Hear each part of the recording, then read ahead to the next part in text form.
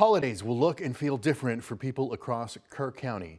The July floods ripped through the Kerrville area, many towns from Hunt to Center Point, claiming the lives of more than 100 people across the state, most of them in Kerr County. KXAN's Brianna Hollis reports from Kerrville, discussing the mental health related funding that launched this month from the Community Foundation of the Texas Hill Country. Well, it's been about 5 months now since these deadly historic floods swept through Kerr County, and the grief is still fresh for so many people impacted. The Community Foundation says it specifically wanted to get this mental health funding up and running before the holidays. The 6-month mark is a really challenging mark in disaster recovery when it comes to mental health. The experts tell us that we see increases in substance abuse, increases in divorce rates, increases in stressors and mental anguish.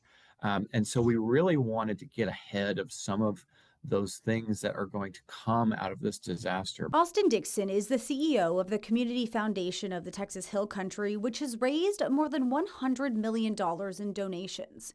The group took a tiered approach to disseminating funds, first focusing on immediate needs, then housing and rebuilding, and now, among other things, mental health. People can apply for financial assistance for out-of-pocket costs for therapy and other mental health treatment. They can also access specialists who can direct them to necessary services. There's so much loss and grief.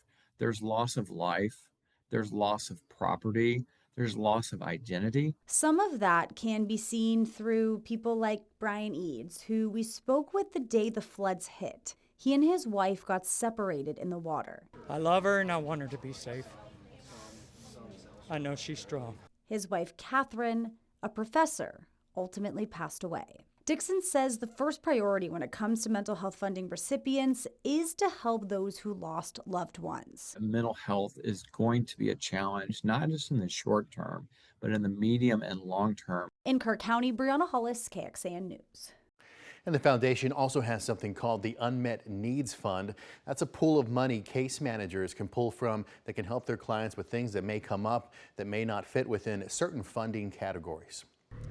Going in depth, this mental health funding is also going toward efforts to help people impacted by the floods in Travis, Williamson, and Burnett counties. These counties had a combined death toll of 17 people. The Austin Child Guidance Center is one of the recipients of the money.